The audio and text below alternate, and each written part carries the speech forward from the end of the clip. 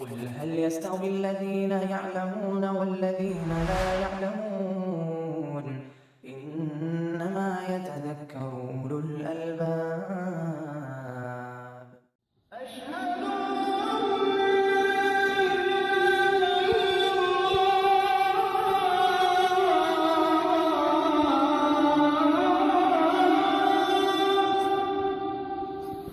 بسم اللہ الرحمن الرحیم الحمد للہ رب العالمین والعاقبۃ للمتقین ولا عدوان الا علی الظالمین والصلاة والسلام الاتمان الاکملان علی عبد اللہ ورسولہ وخیرتہ من خلقہ وخلیلہ وامینہ علی وحیہ محمد بن عبد اللہ وعلی آلہ واصحابہ ومن اہتدی بہداہ اما بعد فاعوذ باللہ من الشیطان الرجیم ان تبدوا خیرا او تخفوه او تعفو عن سوء فإن اللہ کان عفوا قدیرا۔ اللہ تعالیٰ کی صفات کی آیتوں سے ہم گزر رہے ہیں پچھلے دروس میں۔ آج بھی انشاءاللہ اللہ تعالیٰ کے لیے جو صفات ثابت ہیں ان صفات میں سے صفت عفو، صفت مغفرت، صفت رحمت، صفت عزت اور صفت قدرت، 5 صفات کے تعلق سے انشاءاللہ ہم آیتیں پڑھیں گے۔ یہ سب صفات ایجابیہ ہیں، صفات مثبتہ ہیں جو ثابت کی گئی ہیں اللہ کے لیے، اور بعض صفات سلبیہ ہوتی ہیں، منفیہ ہوتی ہیں، جن کا اللہ تعالیٰ نے اور رسول اللہ صلی اللہ علیہ وسلم نے اللہ کی ذات سے نفی کی۔ پھر ان آیتوں پر ہم آئیں گے۔ چنانچہ کئی آیتیں یہاں پر لے کر آئے ہیں عفو، قدرت، مغفرت و رحمت اور عزت و غلبہ کے تعلق سے۔ آج کی جو پہلی آیت ہے وہ سورہ نساء کی آیت نمبر 149 149، ان تبدوا خیرا او تخفوه، اگر تم بھلائی کو ظاہر کرتے ہو، نیکی کرتے ہو اور اس کو لوگوں کے لیے ظاہر کرتے ہو، او تخفوه یا لوگوں سے چھپا کر کرتے ہو، مطلب کیا ہے؟ اللہ تعالیٰ جانتا ہے تمہاری دونوں حالتوں کو، اللہ جانتا ہے، اس پر کوئی چیز مخفی نہیں۔ اس کے بعد فرمایا او تعفو عن سوء، یا تم کسی کی خطاؤں کو معاف کر دیتے ہو، سزا نہیں دیتے اس کو۔ کوئی بدتمیزی، بدسلوکی سے تمہارے ساتھ پیش آئے اور تم اس کو درگزر کر دو، سزا نہ دو، تو اس کو بھی اللہ رب العالمین جانتا ہے، اور تم معاف کر رہے ہو قدرت کے باوجود، سزا دینے پر قادر ہونے کے باوجود تم اس کو معاف کر دیتے ہو، تو اللہ جس کی صفت عفو ہے، قدیر ہے، وہ تمہیں معاف کرے گا۔ تو عفو کہتے ہیں سزا نہ دینے کو، درگزر کر دینا، سزا نہ دینا۔ لیکن قرآن مجید میں ایک دوسرے مقام پر اللہ نے کہا فمن عفا واصلح فاجرہ علی اللہ، یہ سورہ شورى کی 40ویں آیت ہے۔ اگر معاف کر دیتے ہو اصلاح کی غرض سے تو اجر پورا کا پورا اللہ پر تمہارا ثابت ہے۔ یعنی عفو درگزر کرنا، کسی مجرم سے، کسی ظالم سے، تعدی کرنے والے سے تمہارا معاف کر دینا، اگر اس کی اصلاح کا باعث ہو تو یہ عفو درگزر انتہائی قابل ستائش عمل ہے۔ لیکن اگر معاف کر دینا ظلم اور تعدی میں مزید اضافے کا ذریعہ بن جائے تو پھر جائز نہیں، یہ صفت مذموم ہو جائے گی۔ اور اگر نہ ظلم و زیادتی میں اضافہ ہوتا ہو، نہ ہی اصلاح پذیر ہوتا ہو، پھر بھی معاف کر دینا اچھا ہے۔ وَأَن تَعْفُوا أَقْرَبُ لِلتَّقْوَىٰ، اگر معاف کر دیتے ہو بشرطے کہ ظلم و تعدی میں اضافے کا خطرہ نہیں ہے۔ اگر اصلاح پذیر نہیں بھی ہوتا ہے تو ظلم و تعدی میں بھی اضافہ نہیں ہوتا، تو الحمدللہ بہتر یہ ہے کہ معاف کر دو، یہ تقویٰ سے تمہیں قریب تر کرنے والی چیز۔ تو بہرحال یہ صورتیں ہوتی ہیں کہ کہاں آدمی کو معاف کرنا چاہیے اور کہاں معاف نہیں کرنا چاہیے۔ تو اگر معافی اصلاح کے ساتھ لگی ہو تو بہت اچھی بات ہے، لیکن اگر عفو درگزر کرنا مزید عدوان اور سرکشی میں اضافے کا ذریعہ بن جائے تب جائز نہیں، اس وقت وہ عفو اور تجاوز مذموم شے ہوگی۔ کہا فإن اللہ کان عفوا قدیرا، اگر تم کسی کو معاف کر دیتے ہو، اس کی بدسلوکی کو معاف کر دیتے ہو، تو اللہ تعالیٰ عفو ہے، عفو ہے، سراپا معافی ہے، یعنی تم اس کو معاف کر دو گے مجرم کو تو اللہ تعالیٰ تمہیں معاف کر دے گا۔ اور سبحان اللہ، اللہ تعالیٰ معاف کرتا ہے قدرت رکھنے کے باوجود، قدیرہ۔ تو کمال عفو یہ ہے کہ آدمی قدرت کے باوجود معاف کر دے، لیکن آدمی کمزور ہو، عاجز اور ناتواں ہو، کسی شخص کو سزا نہیں دے سکتا، مجرم کو سزا نہیں دے سکتا، کمزور ہے، دب گیا، خاموش رہ گیا، تو یہ عفو درگزر تو ہے، انتقام اس نے نہیں لیا کیونکہ کمزور ہے۔ تو بہرحال اچھی بات تو ہے، لیکن کمال درجے کا عفو یہ ہے کہ آدمی مجرم سے انتقام لینے پر قادر ہو اور اس کے بعد وہ معاف کر۔ تو یہ جو ہے اس کی عزت کی دلیل ہے کہ وہ غالب ہے انتقام لینے پر، لیکن غلبے کے باوجود، قدرت کے باوجود اس نے معاف کر دیا۔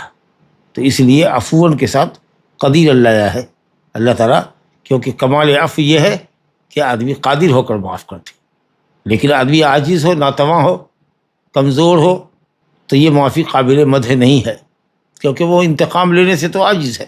ٹھیک ہے، ہو سکتا ہے کہ قابل تعریف عمل ہو جائے، لیکن کمال درجے کا عفو یہ ہے کہ قدرت کے ساتھ معافی ہو۔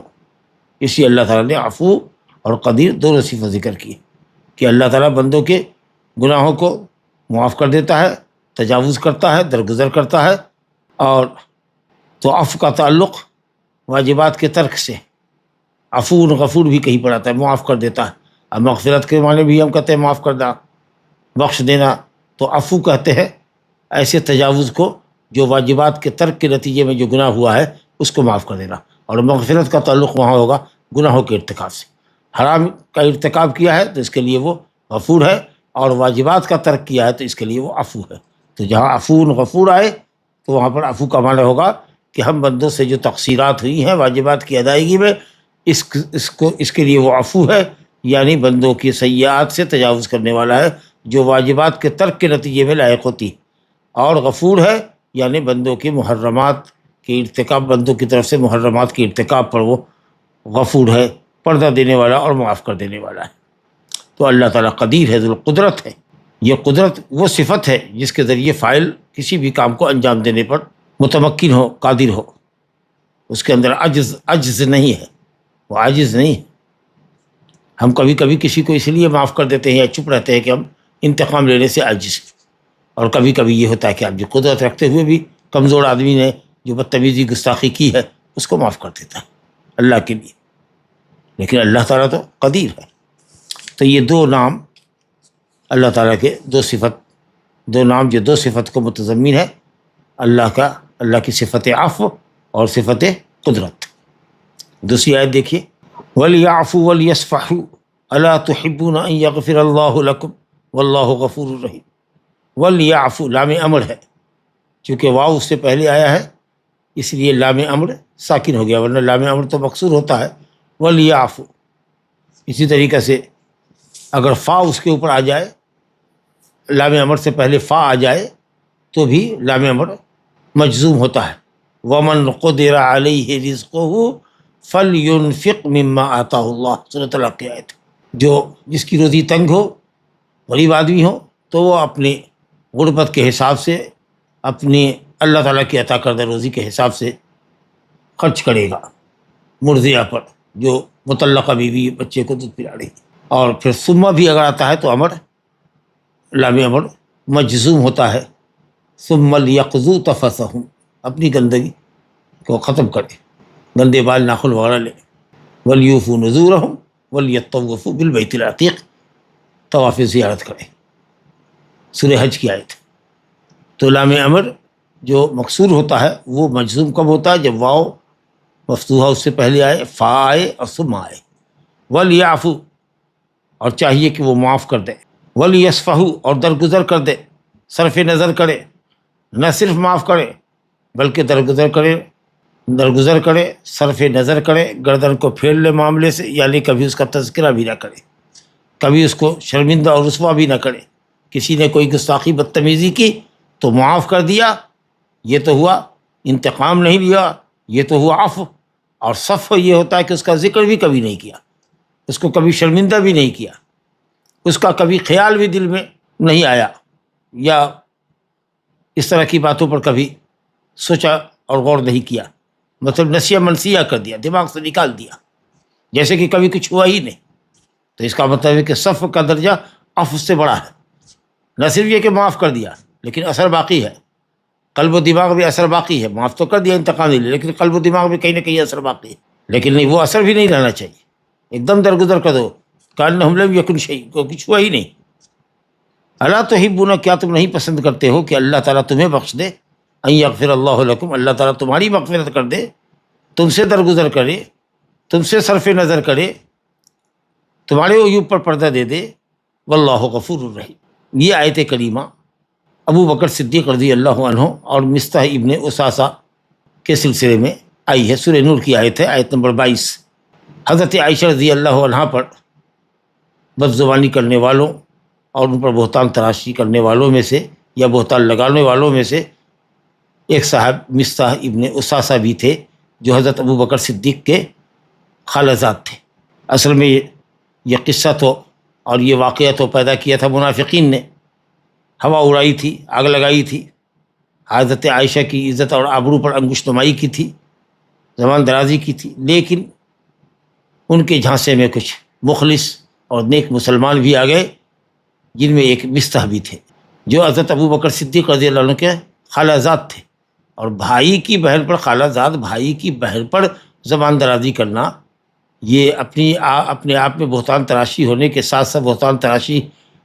ساتھ ساتھ یہ گویا کہ قطع رحمی بھی ہے کہ انسان اپنے قرابت مند کے تعلق سے، اس کی عزت اور ناموس کے تعلق سے، اس کی بیٹی کے تعلق سے نازیبہ کلمات کہے، جس سے اس کی عزت پائمال ہو اور اس کا چہرہ، عزت کا چہرہ داغدار ہو.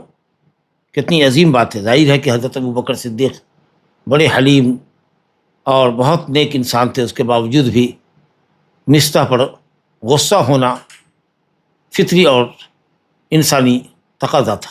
چنانچہ انہوں نے جو مصطح کو خرچ دیا کرتے تھے، کفالت مصطح کی کیا کرتے تھے، انہوں نے خرچ بند کر دیا. بہرحال اللہ تعالیٰ اسی تعلق سے کہتا ہے، ان لوگوں کو جو تھے مسلمان، حسان بن ثابت، حمنہ، مصطح، ان سب کو بہتان تراشی کی جو سزا ہوتی ہے وہ سزا دی گئی. پھر اس کے بعد اللہ رب العالمین نے ترس کھایا، ابو بکر کے غیظ و غضب کو ٹھنڈا کیا، اور مصطح پر اللہ تعالیٰ ایک مرتبہ اور مہربان ہوا اور یہ کہا وَلْيَعْفُوا وَلْيَصْفَحُوا. نیک لوگوں کو چاہیے کہ غلطی کرنے والے مجرموں سے معاف کر دیں، تجاوز کر دیں، درگزر کر دیں، کبھی خیال بھی نہ لائیں، اس کا کوئی اثر دل و دماغ پر نہ رکھیں. الا تحبون ان یغفر اللہ لکم، کیا تم نہیں پسند کرتے ہو کہ اللہ تمہاری مغفرت کر دے؟ جواب یہ تھا حضرت ابو بکر صدیق کا، بلا یا رب نحب ان تغفر لنا، ہاں یا رب ہم پسند کرتے ہیں کہ تو ہم کو بخش دے. مصطح کو بلا کے کہا، مصطح حسب سابق، ہمارے گھر سے اپنا کھانا خرچ لے جانا. لا الہ الا اللہ. حضرت ابو بکر صدیق نے قسم کھائی تھی کہ اب مصطح پر خرچ نہیں کریں گے. اللہ تعالیٰ نے وسعت بھی دی تھی اور صاحب فضل و کرم بھی تھے. اور یہ مصطح جو تھے یہ قرابت مند بھی تھے ابو بکر صدیق رضی اللہ عنہ کے، اور مسکین بھی تھے اور مہاجری بھی تھے. اللہ تعالیٰ کہتا ہے وَلَا يَأْتَلِ أُولُو الْفَضْلِ مِنْكُمْ وَالسَّعَةِ أَن يُؤْتُوا أُولِي الْقُرْبَى وَالْمَسَاكِينَ وَالْمُهَاجِرِينَ فِي سَبِيلِ اللَّهِ وَلْيَعْفُوا وَلْيَصْفَحُوا أَلَا تُحِبُّونَ أَن يَغْفِرَ اللَّهُ لَكُمْ وَاللَّهُ غَفُورٌ رَحِيمٌ. اصحاب الفضل کو، اصحاب السعہ کو، وسعت رکھنے والوں کو، جن کے پاس مال میں اللہ نے کشادگی عطا فرمائی ہے، جنہیں اللہ تعالیٰ نے فضل سے نوازا ہے، جو نیکی والے ہیں، جو لوگوں پر احسان کرنے والے ہیں، وہ قسم نہ کھائیں. ان کو قسم نہیں کھانا چاہیے کہ قرابت مند کو، مسکین کو اور مہاجری کو، جس نے اللہ کے لیے، اللہ کی راہ میں ہجرت کی ہے، اس پر خرچ بند کر دیں گے. اس طرح کی قسم نہیں کھانی چاہیے، بلکہ درگزر سے کام لینا چاہیے اور صف سے کام لینا چاہیے. معاملے سے ایک دم بالکلیہ صرف نظر کرنا چاہیے جیسے کہ کبھی کچھ ہوا ہی نہیں. اور ترغیب اللہ دلا رہا ہے، الا تحبون ان یغفر اللہ لکم. لپک کے اس ترغیب کو، اس مغفرت کو حضرت ابو بکر نے قبول کیا، کہا بلا یا رب، ہاں اے رب ہم چاہتے ہیں کہ تو ہمارے گناہ کو بخش دے.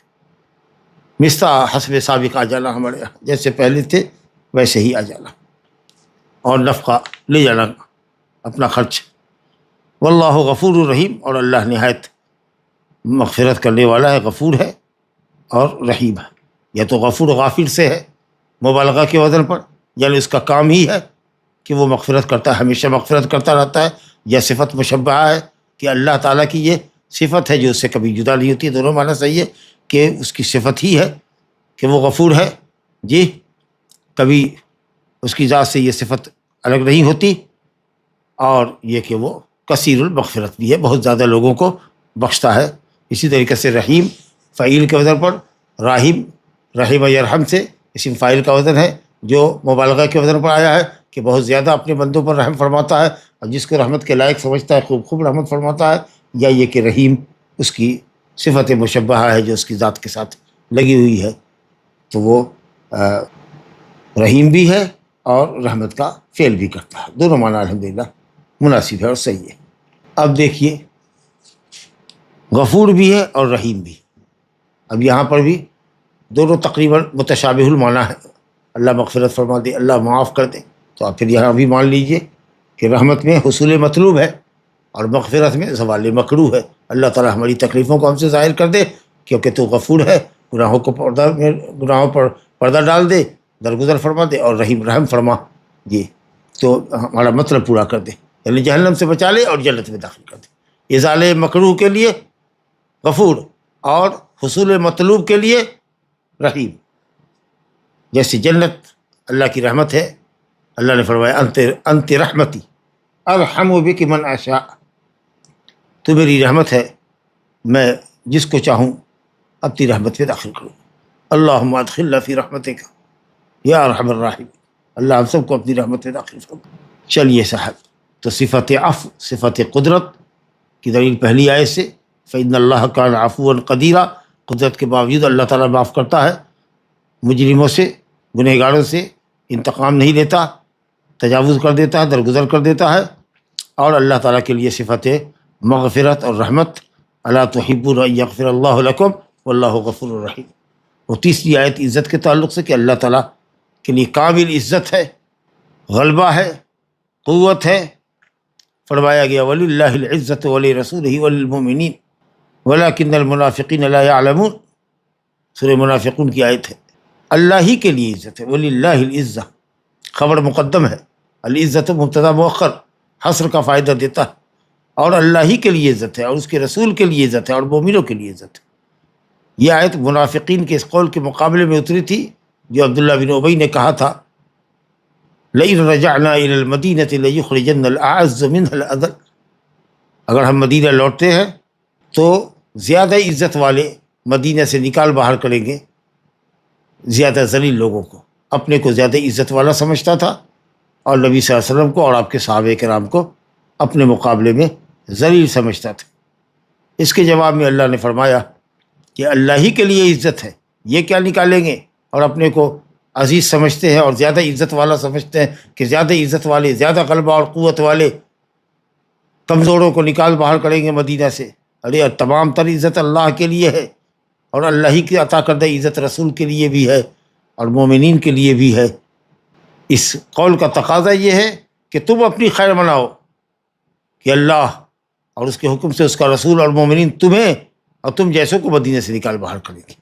اور الحمدللہ اس قدر یہ منافقین ذلیل ہوئے کہ جو بھی آیت اترتی تھی وہ سمجھتے تھے کہ کہیں یہ وعید ہمارے متعلق تو نہیں ہے، چور کی داڑھی میں تن کا. اس قدر کمزور پڑے، اس قدر ذلیل پڑے اور اس قدر بے وقت ہوئے اور اس قدر گھبراہٹ ان کے قلب و دماغ پر طاری رہتی تھی. ایمان والوں سے ملتے تو خوف سے کہتے آمنا، اور جب اپنے شیاطین کے پاس جاتے، مشرکین کے پاس جاتے، یہود کے پاس جاتے، یہ جو شرکش تھے کفر اور شرک میں، تو کہتے انما معکم انما نحن مستہزئون. اس سے بڑی ذلت اور کیا ہوگی. ماشاء اللہ، اللہ تعالیٰ نے مومین کو ان کے دین کی وجہ سے عزت عطا فرمائی ہے. اور آج بھی جو مسلمان ذلیل اور پست ہے، یہ صرف دین سے دوری کے نتیجے میں، اللہ کی توحید کو ترک کرنے کے نتیجے میں، شرک کا ارتکاب کرنے کے نتیجے میں. ورنہ اللہ نے فرمایا وَأَنْتُمُ الْأَعْلَوْنَ إِن كُنتُم مُؤْمِنِينَ، وَأَنْتُمُ الْأَعْلَوْنَ إِن كُنتُم مُؤْمِنِينَ، تم ہی غالب رہو گے، تم ہی بلند رہو گے اگر مومن ہوتے. لا الہ الا اللہ. عزت قدر اور مرتبے کے اعتبار سے ہے، اللہ کو حاصل ہے، اور عزت قہر اور غلبے کی وجہ سے حاصل ہے کہ ہر چیز اس کے قہر کے نیچے ہے، اس کے حکم کے تابع ہے. یہ وہ ہر شے پر غالب ہے، ہر شے اس کے حکم کے تابع ہے۔ اور ایک عزت ہوتی ہے عزت الامتناع، کہ کوئی بھی غلط صفت، کوئی بھی عیب اور نقص اس کی صفت نہیں ہو سکتی، وہ اس سے وہ عیب اور نقص کی صفتیں ممتنع ہے اللہ تعالیٰ سے۔ اللہ کے لیے کسی بھی عیب اور نقص کی صفت کا اعتبار نہیں ہو سکتا۔ اللہ رب العالمین غالب ہے، عزت الامتناع ہے، کوئی بھی نقص اور عیب اس کو چھو نہیں سکتا، اس کے لیے ممتنع ہے، ناممکن ہے، محال ہے کہ اللہ تعالیٰ کسی عیب اور نقص سے متصف ہو۔ تو یہ تینوں معنی عزت کا اللہ کے لیے ہے۔ عزت القدر ہے کہ اللہ تعالیٰ بڑے قدر اور بڑے مرتبے والا ہے، اس کی کوئی مثال نہیں، اس کا کوئی نظیر نہیں۔ عزت القہر ہے، غلبہ ہے جی، وہو القاہر فوق عبادہ جی۔ اور عزت الامتناع کہ کوئی بھی عیب اور نقص اس کی صفت ہو نہیں سکتی۔ یہ ساری صفتیں جو عیب اور نقص کی ہے وہ اللہ کے لیے ممتنع ہے، محال۔ یہ سب اللہ تعالیٰ کے کمال قدرت اور کمال قہر اور کمال سلطنت پر دلالت کرتی ہے۔ ولی رسول ہی ولی المومنین، عزت رسول کے لیے بھی ہے اور مومنوں کے لیے بلا شبہ، یعنی عزت اور غلبہ ہے۔ لیکن کبھی کبھی ہو سکتا ہے رسول کمزور پڑ جائے، جہاں بدر میں کمزور تھے تو اللہ نے مدد فرمایا، وَلَقَدْ نَصَرَكُمُ اللَّهُ بِبَدْرٍ وَلَقَدْ نَصَرَكُمُ اللَّهُ بِبَدْرٍ وَأَنْتُمْ أَذِلَّةٌ، ذلیل کی جمع، انتہائی کمزور تھے، پست تھے تم۔ ذلیل عزیز کی ضد ہے، عزت کی ضد ہے ذلت، ذلت کی ضد ہے عزت۔ تو تم ذلیل تھے، کمزور تھے، ہلکے تھے، مگر اللہ نے مدد کی، اور جنگ احد میں تم مغلوب ہو گئے۔ آخری لمحے میں، آخری مرحلے میں مسلمان کمزور ہو گئے اور کفار غالب ہو گئے۔ اسی طریقے سے غزوہ حنین میں 12,000 کی تعداد تھی، اور اللہ کہتا ہے ثم ولیتم مدبرین، پھر کر بھاگ کھڑے ہوئے، تم میدان سے بھاگ کھڑے ہوئے۔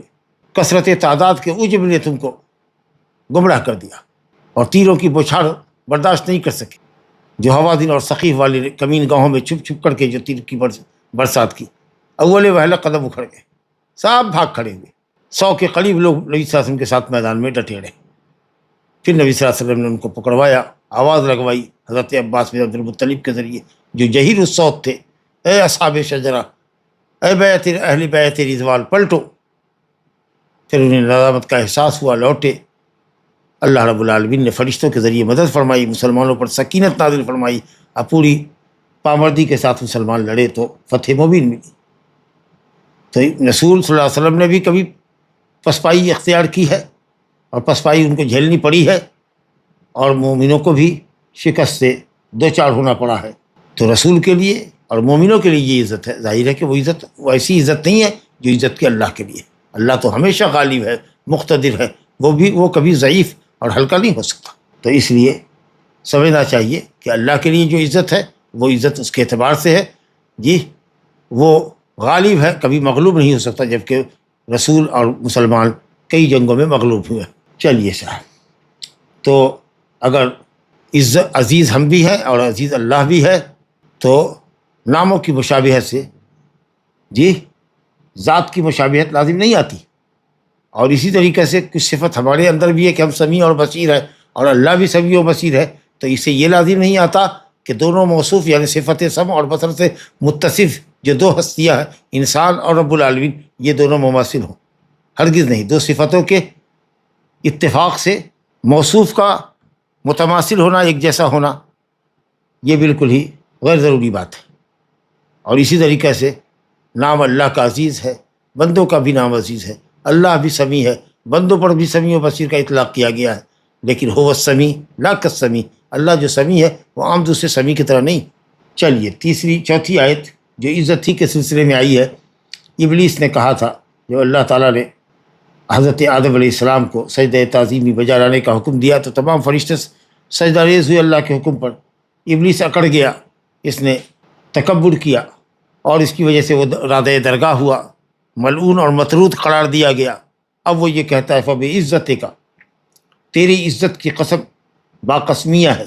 عزت کی قسم کیوں کھائی؟ عزت مانے غلبہ، کیونکہ یہاں پر تو غلبہ ہی کا مقام تھا، اللہ تعالیٰ تو سب سے غالب ہے۔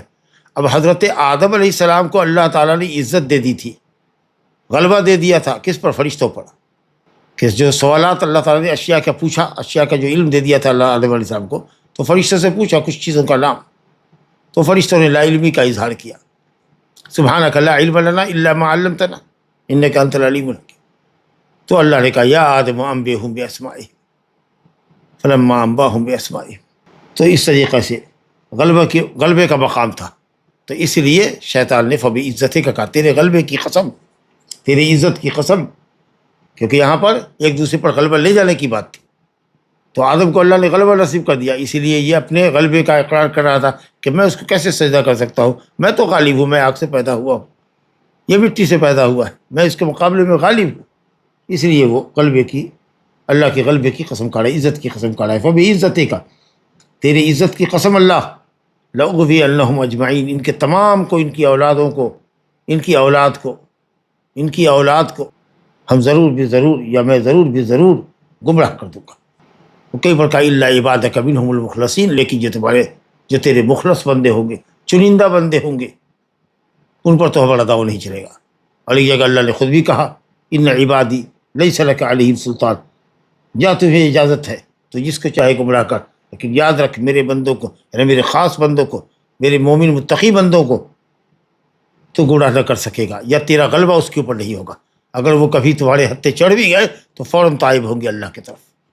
ان الذین اتقوا اذا مسهم طائف من الشیطان تذکروا فاذا هم مبصرون، مومن اگر کبھی شیطان کے داؤ میں آ جاتا ہے، شیطان کے دھوکے میں آ جاتا ہے تو فوراً چونکتا ہے اور اپنی غلطی کا احساس کرتا ہے اور ندامت کے آنسو کے ساتھ اللہ کی طرف پلٹتا ہے۔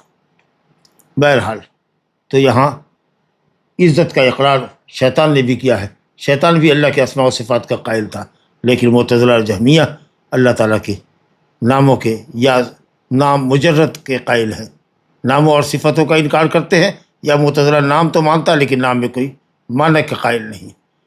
اور معولہ جو ہیں، معولہ جو اصل میں محرفہ ہیں، یہ لوگ اسماء و صفات کی تعویل کرتے ہیں، لا حول ولا قوت الا باللہ۔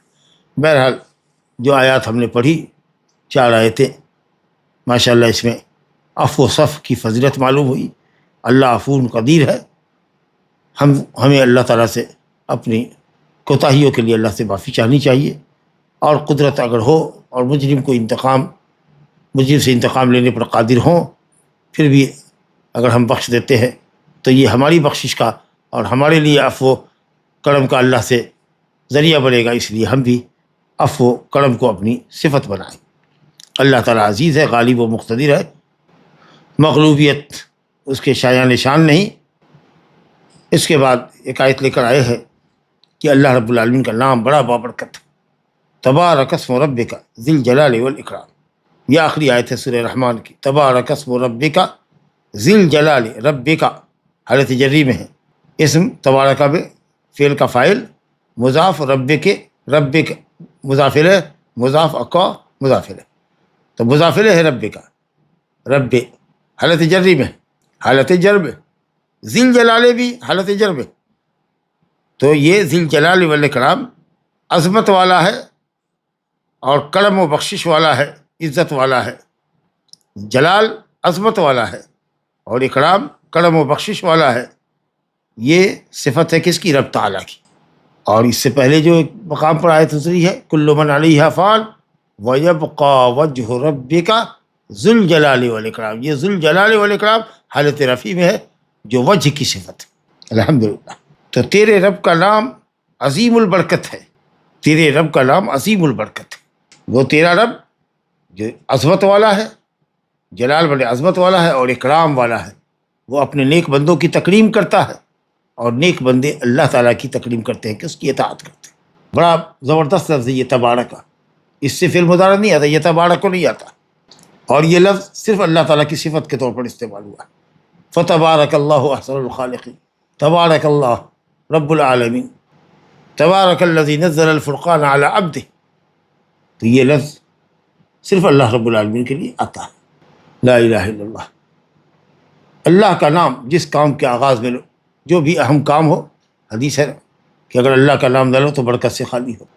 اللہ کا نام تو اتنا عظیم ہے کہ اگر اس کو لوگے ذبیحے پر تو حلال ہوگا، اور قصداً و عمداً چھوڑ دو گے تو ذبیحہ حرام ہو جائے گا۔ بسم اللہ یا اللہ کے کسی نام سے وضو نہیں کرو گے تو اہل علم کے ایک قول کے مطابق وضو نہیں ہوگا۔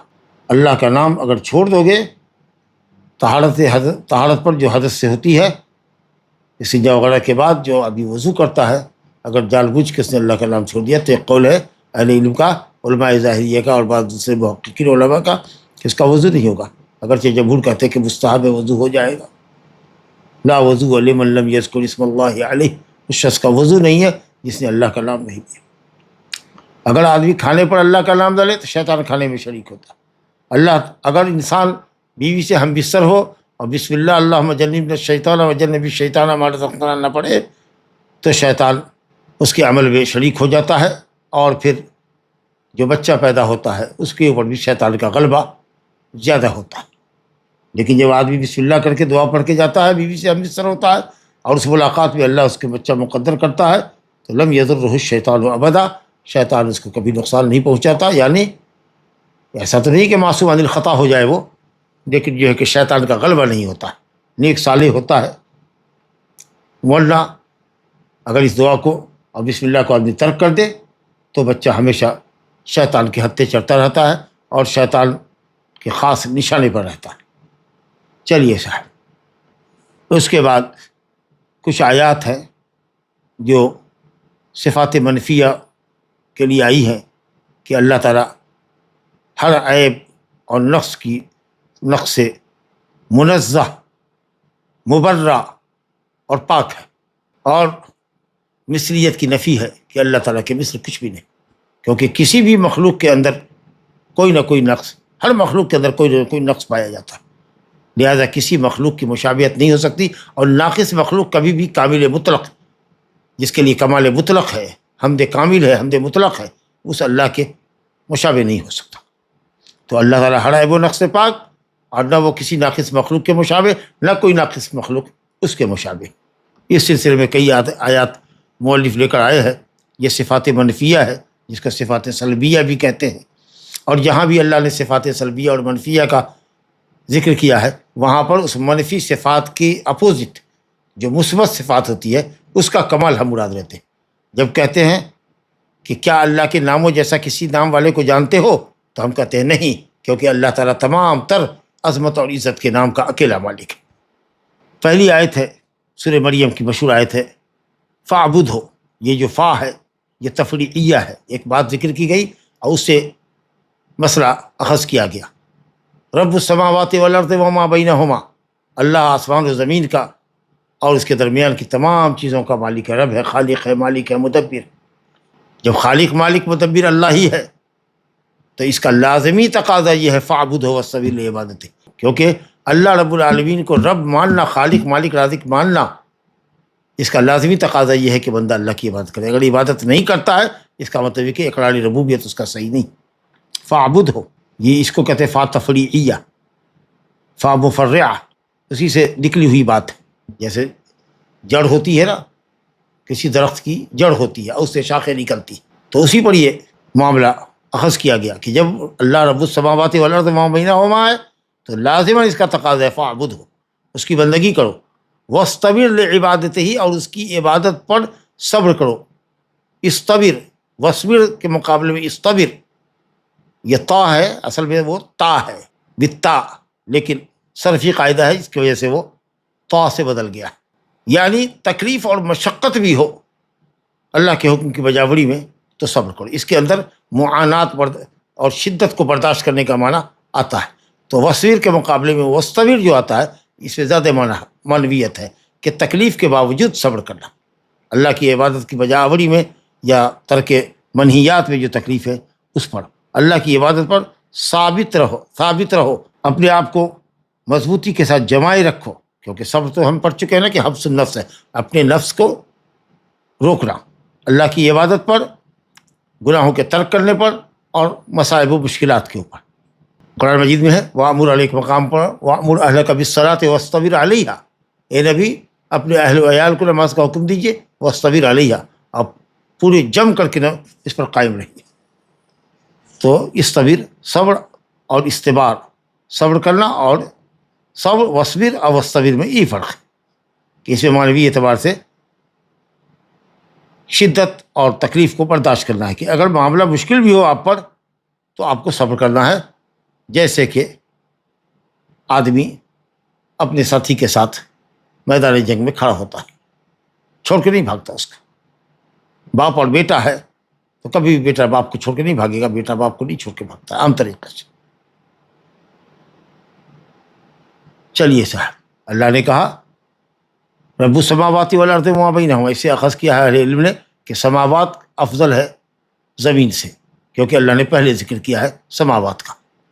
اللہ تعالیٰ رب السماوات والارض ہے، وما بینہما، جب اس کو مانتے ہو، اور مکہ والے مانتے بھی تھے، اللہ کی توحید ربوبیت میں ان کو ذرہ برابر بھی شک نہیں تھا، تو اللہ تعالیٰ اسی کے اوپر یہ استنباط کر رہا ہے اور اسی سے حجت تمام کر رہا ہے کہ جب یہ مانتے ہو تو اس کا لازمی تقاضا ہے کہ تم اللہ ہی کی بندگی کرو، فاعبد ہو، اور اس کی بندگی پر شدت سے قائم رہو۔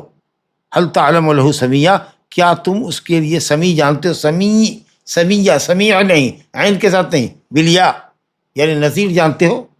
اللہ کا مسامین، برابر کسی کو جانتے ہو؟ اس کا ہم مثل کسی کو، ہم پلہ کسی کو جانتے ہو؟ تو اللہ تعالیٰ نے اپنے لیے سمیع، مسامی، مماثل، نظیر کی نفی کی۔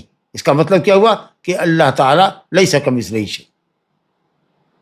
یہ جو ہے هل تعلم له سمیع، یہ سمیع بالیا صفات سلبیہ میں سے اللہ تعالیٰ نے اپنے لیے کسی سمیع کا انکار کیا کہ کوئی اس کا سمیع نہیں ہے، کوئی مماثل نہیں ہے۔ کیوں؟ اس لیے کہ کمال مطلق اللہ کو ہے، کوئی اس کی برابری نہیں کر سکتا۔ اسی طرح سے دوسری آیت ذکر کیا وَلَمْ يَكُنْ لَهُ كُفُوًا أَحَدٌ، کفواً احد یا کفواً احد، واو کو حمزہ سے بدل دے، ایک کہتا ہے کفواً احد، کفواً، تین قرأت ہے، کفواً، کفواً، کفواً، بہرحال سب کا معنی ایک ہی ہے، لا یکافئہ احد، لیس یکافئ، کوئی بھی اس کی برابری نہیں کر سکتا۔ نکرہ ہے اور آگے جملہ لم ہے، نکرہ فی سیاق النفی تعم، عموم کا فائدہ دیتا ہے، کوئی بھی اس کی برابری کر ہی نہیں سکتا۔ کیوں؟ اس لیے کہ وہ کامل درجے کی ذات اور کمال صفات ہے، کوئی کائنات میں کوئی بھی اس کے برابر اور مماثل ہے ہی نہیں، نہ اس کے علم میں، نہ سمع میں، نہ بصر میں، نہ قدرت میں، نہ عزت میں، نہ حکمت میں، نہ غلبہ میں۔ اللہ ہو۔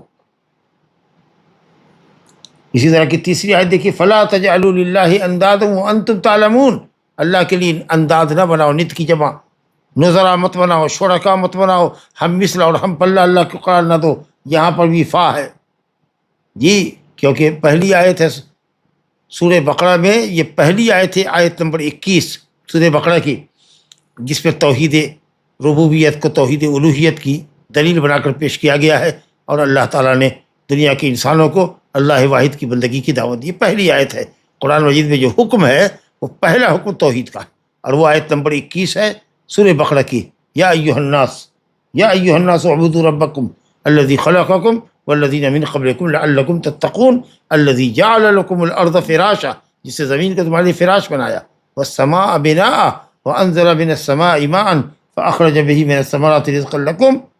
جب یہ سب تم مانتے ہو، کیونکہ مکہ والے مانتے تھے، تو کہا گیا فلا تجعلوا للہ اندادا، تو اللہ تعالیٰ کی الوہیت میں کسی کو شریک مت کرو۔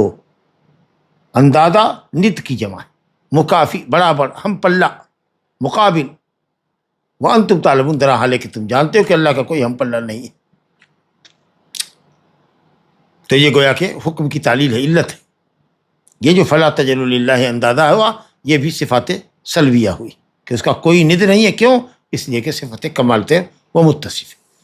چوتھی آیت یہاں پر شیخ الاسلام لے کر آئے ہیں وَمِنَ النَّاسِ مَن يَتَّخِذُ مِن دُونِ اللَّهِ أَندَادًا يُحِبُّونَهُمْ كَحُبِّ اللَّهِ وَمِنَ النَّاسِ، لوگوں میں سے بعض لوگ ایسے ہیں۔ من یہاں پر تبعیضیہ ہے، یعنی من تبعیضیہ وہاں ہوتا ہے جہاں پر من کو ہٹا کر کے اگر بعض کا لفظ استعمال کر لیجیے تو معنی بالکل کریکٹ رہے، یعنی وَبَعْضُ النَّاسِ من يَتَّخِذُ مِن، بعض لوگ ایسے ہیں جو اللہ کے علاوہ کو انداد بناتے ہیں، اللہ کے ہم پایا، ہم مثل، ہم پلہ قرار دیتے ہیں، اور ان سے وہ محبت کرتے ہیں ایسی جیسے کہ اللہ سے محبت وہ کرتے ہیں، کحب اللہ یعنی کحبہم للہ، جس طریقے سے وہ اللہ سے محبت کرتے وہ اتنی ہی محبت غیر اللہ سے کرتے. ایسا نہیں ہے کہ مشرکین کو اللہ سے محبت نہیں تھی، محبت اللہ سے بھی تھی، لیکن وہ غیر اللہ سے بھی اتنی ہی محبت کرتے، لات عزا منات سے بھی اتنی ہی محبت کرتے تھے. تو ان محبت میں یہ شرک تھا ان کا. تو اگر برابر درجے کی محبت اگر کوئی غیر اللہ سے کرتا ہے جتنی اللہ سے کرتا ہے اتنے ہی غیر سے کرتا ہے تو وہ مشرک ہے. چہ جائے کہ غیر اللہ کی محبت، اولیاء کرام کی محبت، جی اولیاء کرام کی محبت جن کو قطب غوث ابدال کہتے ہیں، ان کی محبت اللہ سے اور اس کے رسول سے زیادہ ہو. ایون محمد صلی اللہ علیہ وسلم سے ہم حد درجہ محبت کرنے کے باوجود بھی اگر ہم اتنی محبت کرتے ہیں جتنی محبت ہم اللہ سے کرتے ہیں تو یہ بھی شرک ہوگا. محمد صلی اللہ علیہ وسلم کی محبت اللہ کی محبت کے تابع ہے. ہم اس لیے رسول سے محبت کرتے ہیں کہ اللہ سے محبت کرتے ہیں، اور اللہ نے رسول سے محبت کرنے کا، قرآن سے محبت کرنے کا، نیکی کے کاموں سے محبت کرنے کا، نیک متقی بندوں سے محبت کرنے کا، اچھی خصلتوں سے محبت کرنے کا حکم فرمایا. اس سے تمام تر محبت مخلوق کی جس کی بھی ہے جو محبت جائز ہے وہ سب اللہ کی محبت کے تابع، برابر نہیں ہو سکتی ورنہ شرک ہوگا. جی تو محبت مع اللہ یہ تو شرک ہے، لیکن محبت فی اللہ اور محبت للہ ہو، جس سے بھی محبت کرے اللہ کے لیے کرے. لا الہ الا اللہ. تو جو لوگ اللہ کے لیے ند بناتے ہیں اپنے اولیاء صالحین سے اس قدر محبت کرتے ہیں جتنی کہ وہ اللہ سے محبت کرتے ہیں، جبکہ مومن والذین آمنوا اشد حبا للہ سب سے زیادہ اللہ سے محبت کرتا ہے. اس کی محبت اللہ کے لیے خالص ہوتی، وہ محبت میں اللہ کے برابر کسی کو نہیں کر ڈالتا. جس کسی سے بھی وہ محبت کرتا ہے اس کی محبت اللہ کی محبت کے تابع ہوتی ہے. اگر اللہ نے اس سے محبت کرنے کا حکم نہیں دیا ہوتا تو ہرگز ہم محبت نہ کرتے. بہرحال تو یہ بھی آپ نے دیکھا کہ هل تعلم له سمیع لم یکن له کفوا احد فلا تجعلوا للہ اندادا ومن الناس من یتخذ من دون اللہ اندادا. یہ ساری صفت منفیہ ہے. اور ایک 5ویں آیت ہے وَقُلِ الْحَمْدُ لِلَّهِ الَّذِي لَمْ يَتَّخِذْ وَلَدًا وَلَمْ يَكُنْ لَهُ شَرِيكٌ فِي الْمُلْكِ وَلَمْ يَكُنْ لَهُ وَلِيٌّ مِّنَ الذِّلِّ وَكَبِّرْهُ تَكْبِيرًا. انشاءاللہ اس پہ گفتگو ہے اور ٹائم تقریباً ہوا چاہتا ہے، اور پھر کئی آیتیں بھی اور بھی ہیں، انشاءاللہ تعالی. اب یہاں سے وَقُلِ الْحَمْدُ لِلَّهِ الَّذِي لَمْ يَتَّخِذْ وَلَدًا سورہ اسراء کی آیت نمبر 11، جس میں اللہ رب العالمین نے اپنے لیے اولاد کی، اپنے لیے شریک کی، اپنے لیے ولی من الذل کی نفی کی ہے. یہ جو صفات منفیہ ہیں اسی کی یہ آیت 5ویں آیت انشاءاللہ ہمارے اگلے درس کا عنوان بنے گی. 5ویں آیت اور اس کے بعد کی آیات. ھذا وباللہ توفیق وصلی اللہ علی نبینا محمد وعلی آلہ وصحبہ اجمعین. جی اگر ایسا مرحلہ بن چکا ہے کہ اب اولاد ہونے والی نہیں ہے تو اس کے باوجود بھی کیا وہ دعا پڑھے اللہم جنبنا الشیطان کی؟ جی جب بھی مجامعت کے لیے جائے سنت یہی ہے. فَإِن قُدِّرَ لَهُ وَلَدٌ، اس کا مطلب یہ ہوا کہ اولاد ہونے کے حالت میں بھی فَإِن قُدِّرَ لَهُ، ضروری نہیں کہ ہر ملاقات میں بچہ ہی پیدا ہوتا. تو اسی لیے جب بیوی کے قریب جائے مرد مکلف ہے کہ وہ اس دعا کو پڑھے.